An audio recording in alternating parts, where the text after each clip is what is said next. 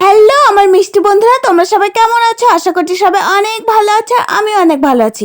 তো আজকের ভিডিওটা কিন্তু হতে চলেছে অনেক স্পেশাল, তার কারণ আমাদের বাড়িতে আজকে না স্পেশাল গেস্ট আসবে, সেই জন্য। আর সে স্পেশাল গেস্ট কে বলো তো দেখি কজন বলতে পারে। তোমরা হয়তো অনেকেই সহজেই গেস করে ফেলবে, তার কারণ আমার রিলস দেখে নিয়েছো।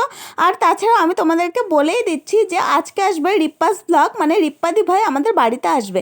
আর তার জন্য কি কি রান্না করেছি চলো সেগুলো একটু তোমাদের সঙ্গে শেয়ার করে নিই। ভাত, মুসুর ডাল, এটা হচ্ছে ছোট মাছের চচ্চড়ি, আর তারপরে করেছি চিকেনটা না আমার বর রেঁধেছে, আমি শুধু ডালটাই করেছি, বাকি সব রান্নাগুলো আমার বর করেছে।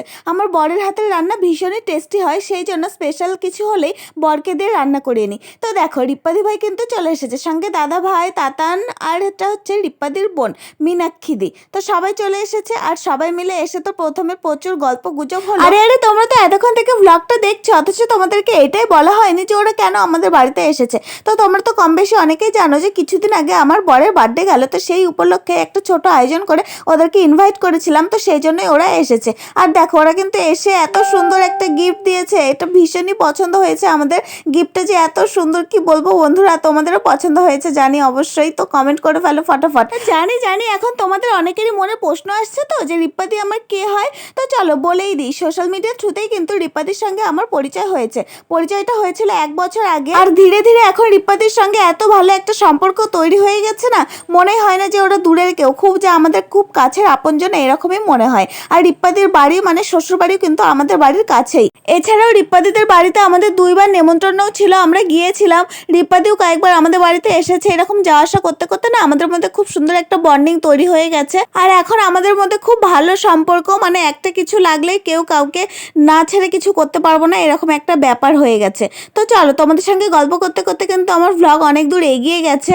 তো আমি কিন্তু সবাইকে খেতে দিয়ে দিয়েছি, আর তোমাদের সঙ্গে না একটা জিনিস শেয়ার করা হয়নি, যে রিপ্পাদিরা আসার সময় আমাদের জন্য দেখো কতগুলো মিষ্টি নিয়ে এসেছিল, আর প্রতিটা মিষ্টি ভীষণই টেস্টি ছিল। তো চলো এখন মিষ্টিগুলো সবাইকে পরিবেশন করে আসি। তো দেখো এখন আমি মিষ্টিগুলো সবাইকে পরিবেশন করছি, আর খাওয়া দাওয়া চলছে, সঙ্গে কিন্তু আমাদের ভীষণ গল্প গুজবও চলছে।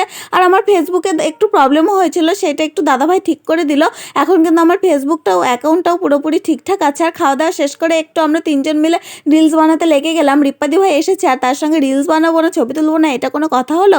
তো ফটাফট সবাই মিলে রিলস বানিয়ে ফেললাম। আর তারপরে ওদের যাওয়ার সময় হয়ে গেছে, ওরা বলছিল এখন রওনা দেবে। আর রাতও অনেক হয়ে এসেছে, এখন 10:30 পৌনে 11টা, তা বেশি ছাড়া কম না, মানে এরকম বেজে গেছে। তো সেজন্য ওরা এখন চলে যাবে। আর আবার আকাশেরও অবস্থা ভালো না, কখন যেন বৃষ্টি চলে আসবে এরকম একটা ব্যাপার হয়ে আছে, সেজন্য ওরা তাড়াতাড়ি বলে চলে যাবে। আর তো দেখো এখন এইখানে তাতান সোনাকে আমি জুতো পরে দিচ্ছি। আর একটা মজার ব্যাপার কি হয়েছে বলো তো, রিপ্পাদি ভাইয়ের ছেলের নামও তাতান, এইদিকে আমার হাজবেন্ডের নামও কিন্তু তাতান। তো দেখো আমি ওকে জুতো পরে দিলাম, দেখো ওই কিন্তু আমার গালে আবার মিষ্টি করে একটা হামিও দিয়ে দিল।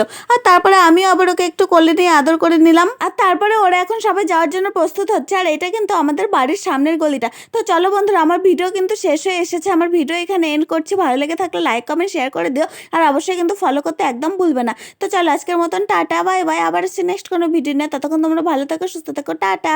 তোমাদেরকেও টাটা, রিপ্পাদি ভাইদেরকেও টাটা। তো সবাইকে টাটা জানিয়ে আজকে ব্লগটা এন্ড করছি, বাই।